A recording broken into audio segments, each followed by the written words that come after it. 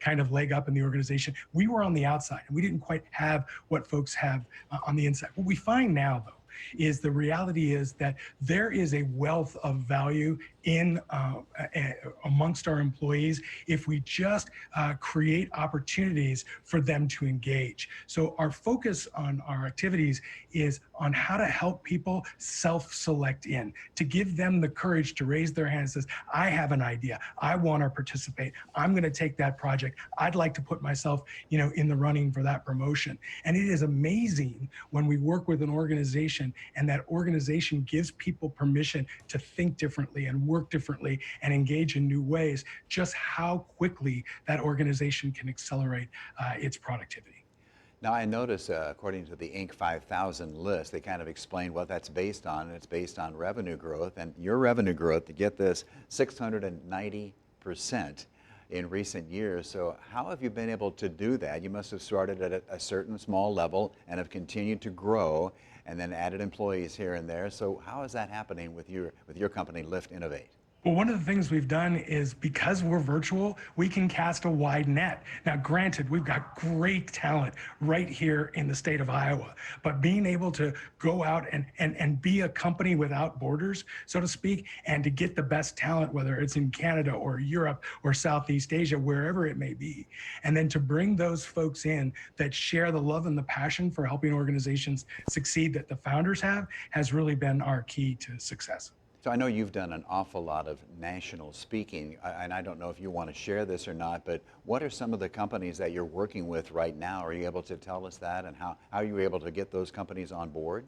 Yeah, over the last few years, as you well know, we've had a chance to I've had a chance to work with 4 New York Times best-selling authors in producing books and research on business, and that work has allowed me to do 1,200 professional speaking engagements in 26 countries, and I've worked with companies that include Procter & Gamble, United Healthcare, the New York Stock Exchange, Dow, DuPont, Aon, Mattel, UMBC, the University of Toronto, and many others, including Mattel and others. And I get a chance to speak regularly at Iowa, Iowa State, and UNI. So I've been very blessed in being able to not only have certain ideas and insights, but to be able to go out and work with people in the field as it happens, so that we can really test out our new ideas.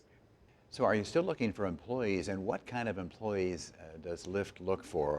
What kind of enthusiasm are you looking? I'm assuming that your employees are fairly young. They have this great view about the world. So what kind of people do you employ? Well, we are always looking for great talent, always, right? And there isn't a profile per se, other than a passion for people and a passion for the possible, right? And we also want to make sure that somebody is involved in their own career. That's really important, because a lot of times people will allow their career to choose them, right? They'll summarize who they are, what their interests are, what their GPA is, and put a cover note on it on an 8.5 by 11 sheet of paper and call that sort of, their resume, their life. And that's very rarely a reflection of who they are. And then people look at those resumes, organizations look at those resumes, and then select employees that then accept offers. It should be the other way around, right? When you think about it, it's 40 hours a week times 52 weeks a year. That's 2,080 hours a year for 40 years. That's 83,400 hours that you're making as a commitment to this thing called your career. And we think it's really important to hire staff that wants to be really involved in that. They want to develop a career for themselves. They want to have a voice in an organization. And that's one of the reasons that we stayed the size that we're at. We could very easily be double or triple the size full-time staff, but we try to keep it small because we want to keep it simple. And we want to make sure that every single person that we have in the organization is as dedicated to each of our customers and the vision that we have as we are. We're going to take a short break here on this week's edition of the Steel Report. We'll be coming back to talk more with Dr. Jeff Kaplan of LIFT in just a moment.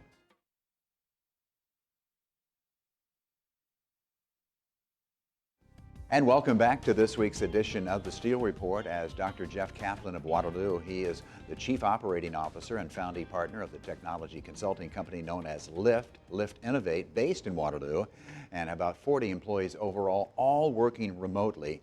And Dr. Kaplan, one of the things that I wanted to touch on, and I know you did too, is the cost of health care in this broken relationship that you're talking about, and how you believe that Lyft and fine companies like yours can really make sure that that relationship is not broken in the near future. So what are you talking about as far as how to fix that as we still have to live with COVID?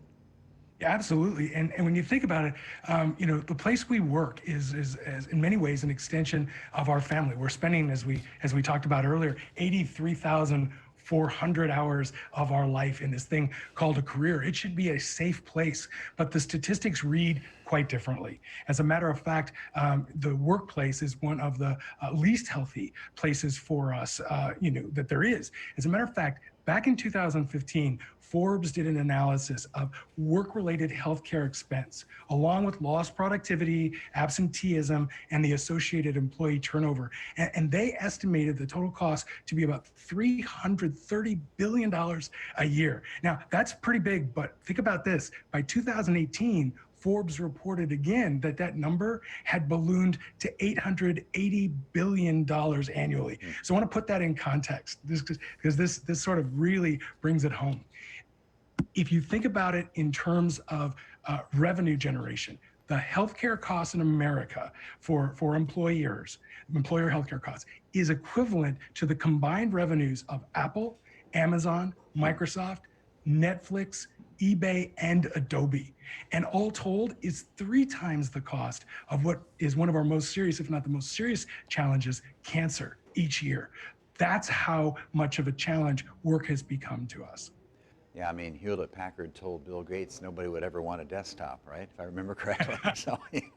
So you're a pioneer in what is called social organic adoption. Now remember, I'm about 70 years old, so you're going to have to explain that one to me, and maybe I missed it earlier on. So what are you talking about there, Jeff? Social organic adoption is the idea that the greatest value of an organization lies within its people. Now, that's not a new idea. A lot of executives have been on stages, I've been on the stage with them all around the world, where they go out and say, our people are our most important asset. The difference in what we're talking about now is the fact that we know how to tap into that. Many times they'll say, people are our most important asset, and they'll get off the stage and say, but I don't know how or what to do about that. And what we've found is that if you engage people in the process, if you give them a voice, if you allow them to self-select, self-govern, self-direct, and self-perpetuate organizational dynamics, you are going to end up with an organization that basically outperforms, outsells, outskills, outthinks, out-innovates its competition. And that's what it's all about. That's what makes it exciting. That's what makes it exciting, and that's what keeps me feeling young every day, because I'm just as excited to come into work, 35 years in, as I was day one of my career. And you actually hit on the main point of the books that we're putting together now. We're calling the book series The New Leadership Challenge. And the New Leadership Challenge is, how do we take great ideas that are created in the boardroom and make them relevant in the break room? Because what happens in the middle is all the politics you were just talking about. That great idea gets filtered through the various leaders of business units, gets filtered through various geographies and their own interests, so that by the time it gets down to an individual who's actually the person that's going to make it succeed or not succeed, that individual employee, by the time it gets to them, they may not even know about it, know what to do about it if they, or what to do about it if they do.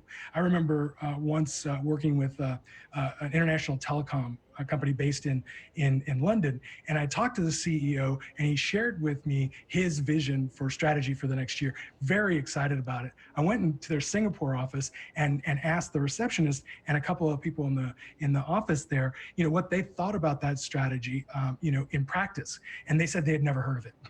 And that's sort of the problem, between the boardroom and the break room. How do we fill that gap? And that's where people having the ability and the permission to speak and contribute become the stuff that fills that gap and gives organizations the capability to take strategy and then execute it in the field.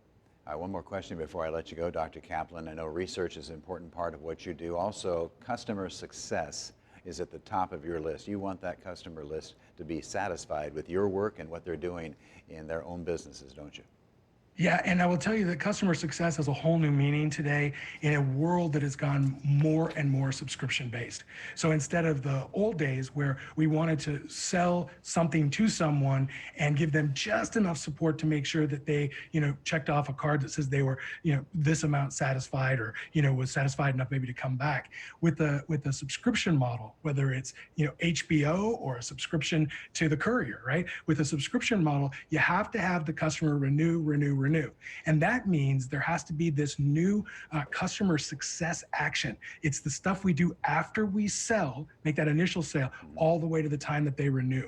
So there's a whole new motion out there that is all about customer success. We not only need to make the transaction, but we need to invest and ensure that each customer that spends money with us or invests in us gets that return, and that we do everything we can above and beyond the product and service. Give our knowledge, give our time, give our attention, make sure that customer is successful.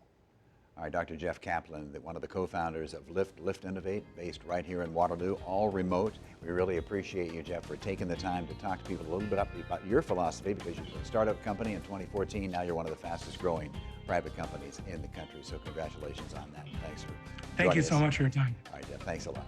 More on the CEO Report in just a moment.